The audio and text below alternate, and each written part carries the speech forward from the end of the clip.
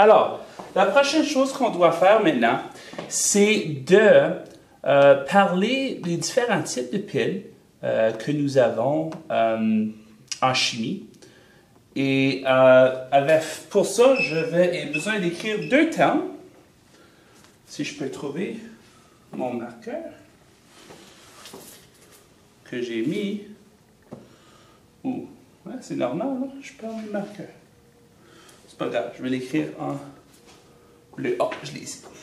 Donc, les deux termes, jusqu'à date, on a travaillé avec des piles galvaniques. Okay. Puis si on résume, qu'est-ce que ça fait une pile galvanique? C'est très simple. Ce que vous avez vu, on prend une réaction chimique. Supposé avoir un espace là. Une réaction chimique. Et cette réaction chimique, on a l'oxydation ou la réduction qui se passe, puis on crée de l'électricité. OK? Phénomène relativement commun.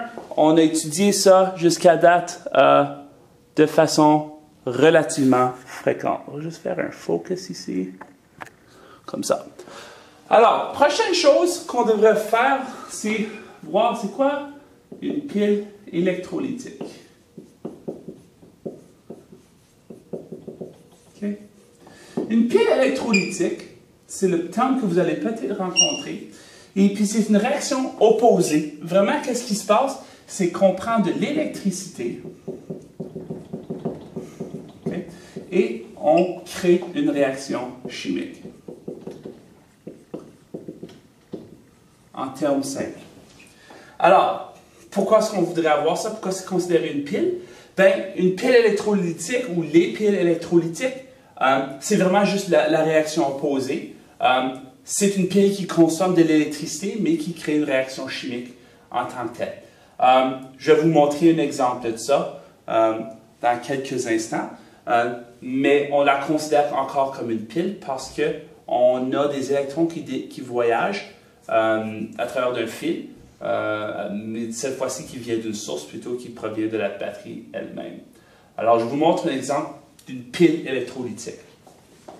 Si j'avais un contenant comme ceci, okay, et je remplis mon contenant avec de l'eau,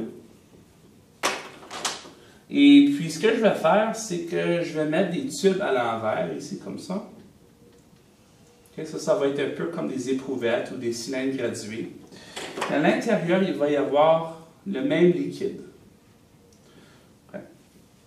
Ensuite, ce que je vais faire, c'est que je vais placer deux électrodes ici. Normalement, on utilise des électrodes en carbone. Mais d'autres techniques vont utiliser des électrodes faites avec différents métaux. Mais ça peut être important. L'important, c'est un électrode va être chargé positivement et l'autre négativement. Puis comment est-ce qu'on va atteindre ça? C'est qu'on va brancher le tout à une pile. Okay? Une pile qui crée l'électricité. Alors ça, c'est notre pile électrolytique. À l'intérieur de cette pile, nous avons de l'eau. Souvent, on va la placer avec du sel parce que le sel va permettre à la réaction d'aller plus vite parce que l'électricité ne voyage pas bien dans l'eau pure, ça voyage mieux dans l'eau salée. Ça, c'est parce que les ions donnent une façon pour les électrons de sauter d'un endroit à l'autre. Maintenant, qu'est-ce qu'on va faire? C'est qu'en ajoutant de l'électricité, si on regarde ce côté ici, on va créer une charge positive. On se souvient que dans l'eau, le nombre d'oxydations pour chaque hydrogène, c'est plus 1, puis pour chaque oxygène, c'est moins 2. Maintenant, quand je suis positif ici, on a besoin d'aller combler, de rendre ça plus neutre. Alors, qu'est-ce qui va arriver? C'est qu'on a besoin de mettre des électrons ici. On a besoin des électrons pour neutraliser ça. Où est-ce qu'elle va aller chercher les électrons? Bien, il s'avère que l'oxygène, dans la molécule d'eau, a 2 électrons de trop. Alors, cet oxygène-là va prendre ces électrons, puis il va les placer là-dessus, et puis ça va neutraliser ça.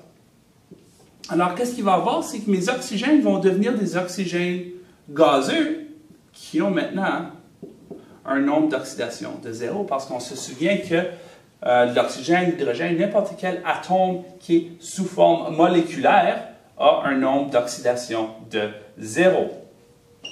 Maintenant, de l'autre côté ici, ce côté-ci, l'anode, a un surplus d'électrons. Les électrons cherchent à sortir de cette affaire-là. Il s'avère qu'ils ont une place à aller parce que les hydrogènes, eux, ont une place pour un électron. Alors, les électrons qui sortent de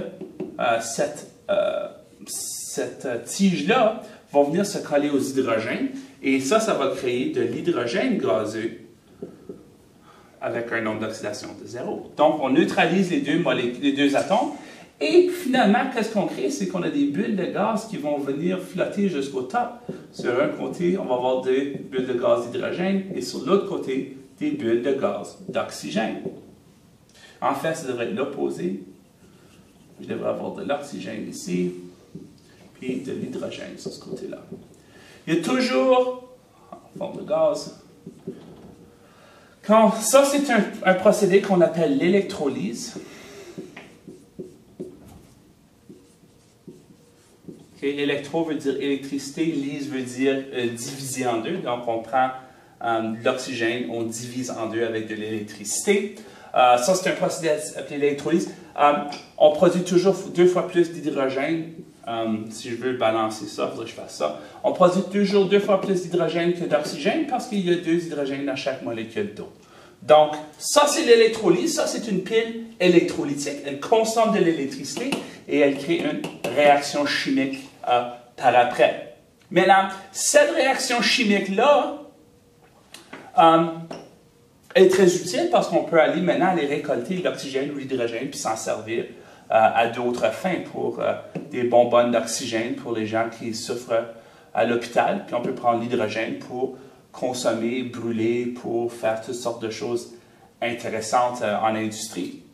Maintenant, quand je prendrais de l'oxygène gazeux et de l'hydrogène gazeux puis je les mélange ensemble avec une flamme, on crée bien sûr une grosse explosion, une grosse combustion. Ce qu'il faut réaliser, c'est qu'une combustion, c'est vraiment l'opposé. Alors, qu'est-ce qui arrive? C'est que les électrons sautent de l'hydrogène à l'oxygène, se collent ensemble pour créer une molécule d'eau. Ça relâche beaucoup d'énergie, beaucoup de feu, beaucoup de chaleur. Alors, ce qui veut dire que la combustion de l'oxygène, avec que ce soit l'hydrogène ou un autre, c'est vraiment une oxydoréduction.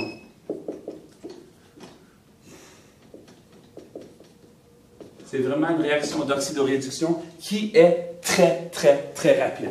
Très rapide. Je vais juste vérifier mon vidéo, m'assurer que tout est bien. Fantastique. Donc, avec ça, vous savez, c'est quoi une pile électrolytique? On fait l'opposé qu'une pile galvanique. Une pile galvanique, comme on l'a vu avant, nous crée de l'électricité à partir d'une réaction chimique. Maintenant, je vous montre une autre application différente. Okay? Mais c'est un peu le même processus. Sauf cette fois-ci, je vais prendre un récipient. Dans ce récipient, plutôt que mettre de l'eau, il va y avoir de l'eau, mais je vais mettre je vais l'écrire à côté, du AgNO3. aqueux. Donc, il va y avoir du Ag+, et des NO3- qui circulent un peu partout. Ce que je peux faire, c'est que je peux placer un objet comme, on va dire ça c'est une cuillère. Ce n'est pas une très belle cuillère. On va aller quelque chose de même. Okay. Disons ça c'est une cuillère. Ce n'est pas une très belle cuillère, mais c'est pas grave. Et puis on va placer un autre électrode ici. On va dire c'est une cuillère en peu importe quel métal. On va y placer une charge positive et une charge négative. On a la cathode et on a l'anode ici. Et on y place de l'électricité. Okay. Alors, qu'est-ce qui se passe? Okay. Alors, vraiment, je devrais les placer à l'envers. Ça doit être négatif et positif. Maintenant, n'oubliez pas, quand on parle de pile électrolytique, les signes sont à l'envers. parce qu'on fait l'opposé. Ça veut dire que la cathode va être celle qui accepte les électrons, puis l'anode, c'est à l'envers, n'inquiétez-vous pas de ça. Alors, qu'est-ce qui arrive ici? On a un surplus d'électrons, on veut neutraliser ça, ce qui va dire que l'argent ici va venir accepter des électrons. Ce qui veut dire que les molécules d'argent qui flottent vont aller se coller sur la cuillère. Et les nitrates, eux autres, vont aller se coller sur l'autre électrode. Après quelques temps, toute la cuillère ici va être recouverte d'argent. Si on voudrait, on pourrait mettre une solution d'or, puis on pourrait couvrir la cuillère d'or, ou avec du chrome. Alors, tous les procédés, quand on recouvre des bijoux en or, plaqués en or, plaqués en argent, plaqués en chrome, ce qu'on fait, c'est qu'on place ces métaux-là dans un liquide qui contient des ions métalliques. On met une charge électrique sur le métal et les ions viennent se coller pour neutraliser le métal et on peut finir avec de très belles choses. On peut revenir avec des bijoux recouverts d'or, toutes sortes des cuillères en argent ou n'importe quoi, des bijoux plaqués en argent et même des chars. On peut plaquer les chars, des bumpers ou n'importe quoi qui est plaqué en chrome. C'est exactement ça qu'on fait. On peut même aussi faire ça avec un gaz, avec la peinture. En anglais, on appelle ça du powder coat. Powder coat, c'est un processus où le métal a été chargé et puis la peinture, elle, contient des ions positifs et la peinture colle très, très fortement. En fait, elle devient imbriquée moléculairement au métal, qui crée quelque chose de très durable comme peinture. Encore une fois, l'idée d'une pile électrolytique, on utilise l'électricité pour créer une réaction chimique. D'oxydoréduction, encore une fois. Okay? Alors, pour aller chercher un peu plus d'informations sur ce concept-là, allez lire les pages 18 à 20 dans vos notes. Okay? Les pages 18 à 20 dans vos notes, ça va résumer exactement ce que je viens d'expliquer. Maintenant, je dois vous parler d'un autre concept. Cette fois-ci, le concept... avant d'aller trop loin. À la page 21, okay, vous avez un tableau, okay, vous avez un tableau comme ça, qui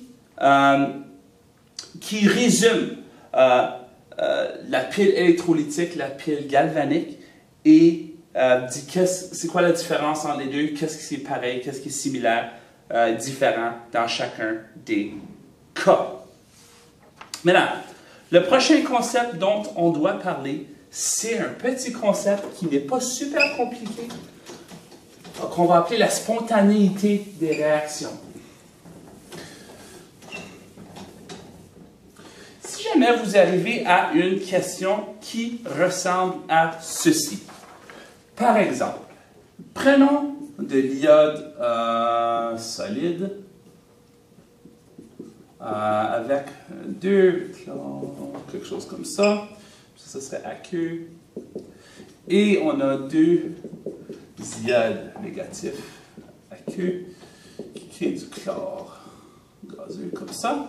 J'ai juste à vérifier que ma caméra est mise au point. Et c'est pas pire.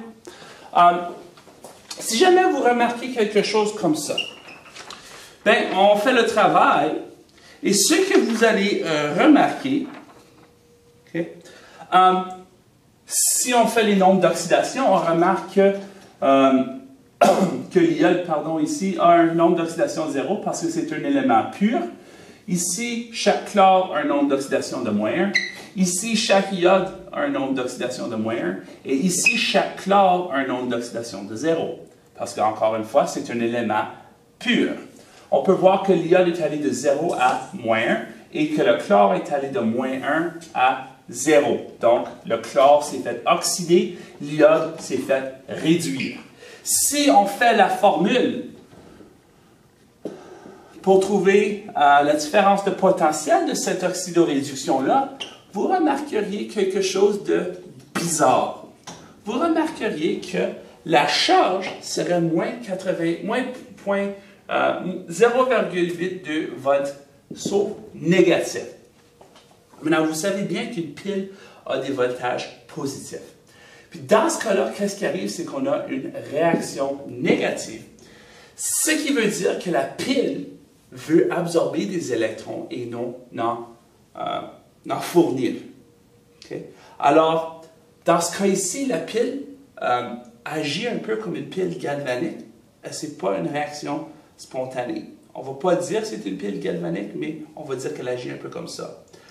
Ce qui veut dire, à chaque fois que vous voyez une énergie qui est positive volt, ça va être une réaction spontanée. Ça veut dire que si je place une ampoule sur chaque côté de ma batterie, puis le voltage est positif, vous allez remarquer que l'ampoule va allumer tout de suite.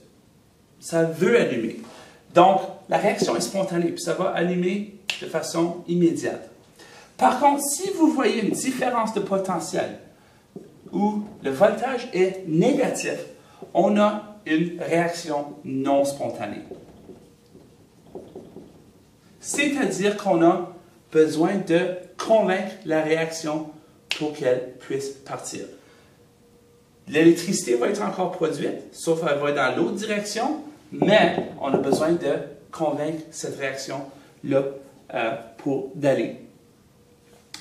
Je vous donne un autre exemple d'une réaction non spontanée. Okay? Okay. En fait, si vous faites l'eau, l'oxydation de l'eau, c'est-à-dire tu prends de l'hydrogène et de l'oxygène, et vous faites de l'eau, vous allez probablement remarquer que c'est non spontané, parce qu'on a besoin d'ajouter un peu d'énergie pour que ça parte. D'où vient le feu ou l'étincelle lors d'une combustion. OK. So, ça, c'est comment on distingue si quelque chose est spontané ou non. Tu as juste besoin de vérifier quel est le signe pour les volts. Alors, faites très attention quand vous faites ça. Si on vous demande est-ce que c'est une réaction spontanée, vérifiez pour un voltage positif. Si on demande si la question, quelle sorte de réaction, si vous voyez ça, c'est non spontané. Gardez ça en tête. Finalement, on va parler un peu de corrosion. La corrosion, c'est la rouille. Le fer, lui, naturellement, a tendance à devenir positif. Il a tendance à relâcher des électrons en nature. Puis en fait, c'est deux positifs. Puis ce qui arrive, c'est que le fer, lui, il cherche toujours à combler des électrons. Puis il s'avère que l'oxygène, lui, gazeux dans notre air, a tendance à vouloir se séparer en deux et puis il va devenir deux négatifs. Donc le fer, lui, va toujours tendance à donner des électrons parce qu'il ne les veut pas et les oxygènes vont avoir tendance à les capter. Okay? Et finalement, qu'est-ce que tu vas avoir? C'est que tu vas avoir du fer 2+ avec de l'oxygène moins. Et puis tu vas créer de la rouille. Okay? Puis ça, c'est un phénomène très naturel. Le fer a tendance à faire ça. Alors, quand vous voyez quelque chose qui rouille, on a une oxydation, ici une oxydoréduction. Le fer devient réduit et l'oxygène s'oxyde pour créer une molécule de corrosion. Comment est-ce qu'on arrête ça, la corrosion? Comment est-ce qu'on l'arrête? Comment est-ce qu'on l'évite? Parce qu'on ne veut pas que nos voitures rouillent. Plusieurs choses qu'on peut faire. Si j'ai un morceau de fer, ce que j'essaie de faire, c'est que je veux éviter le contact du fer avec l'oxygène, parce que c'est l'oxygène qui cause l'oxydation. Alors, une chose que je pourrais faire, c'est couvrir mon bloc de fer, comme ma voiture, avec la peinture. Ça, c'est une solution. Maintenant, la peinture, ce n'est pas parfait. Si on a une graffinure sur la peinture, s'il y a un trou à quelque part, l'oxygène peut venir en contact, puis là, ça peut rouiller en dessous de la peinture. Alors, même si vous avez déjà vu des vieilles voitures, même s'ils ont été peinturés, après un bout de temps, la peinture s'écale, part, puis on n'a pas de... on a de la rouille. De temps à autre, ce qu'on peut faire, par contre, c'est plutôt que faire ça, on peut utiliser une pile électrolytique et recouvrir avec quelques molécules d'effet d'une autre molécule. Par exemple, du zinc. Du zinc, ça ne rouille pas très bien. L'aluminium, par exemple, ne rouille pas très bien. Alors, on peut recouvrir les métaux avec d'autres métaux, puis ça va permettre au métal à l'intérieur de ne pas venir en contact avec l'oxygène et ça va le conserver de façon plus longue. Vous pouvez, ce que je vous suggère, c'est de faire un peu de recherche sur la corrosion à l'Internet ou dans vos livres sur la rouille. C'est juste un peu d'informations intéressantes que vous pouvez utiliser, puis ça pourrait potentiellement vous aider dans vos études. Et finalement, je vous donne vos derniers exercices. L'exercice, c'est la page 549, les questions numéro 25, 26 et 27. Je vais les regarder tout de suite. Donc, on va les regarder rapidement. 549. OK. Puis dans ces cas-là, on parle de rouille, on parle comment l'aluminium pourrait protéger contre le fer. Puis ça, c'est des questions qui sont reliées plutôt aux lectures dans les pages précédentes. Alors, ce n'est pas vraiment des grosses questions, ce n'est pas des questions mathématiques, c'est juste des questions de lecture, de réponses, des informations que vous devriez savoir pour l'examen. Avec cela étant dit, vous devriez être capable de faire votre examen prototype au complet. Je vais vous envoyer dans le courriel, par courriel, une copie PDF de l'examen prototype de 2010. Jetez-y un coup d'œil. Venez me voir si vous avez des questions et bonne chance. N'hésitez pas, faites les questions si vous avez besoin de l'aide. Venez me voir, je suis là pour vous aider. Bonne chance avec ça. Ça conclut les choses que vous avez besoin de savoir pour l'unité. Et bonne chance.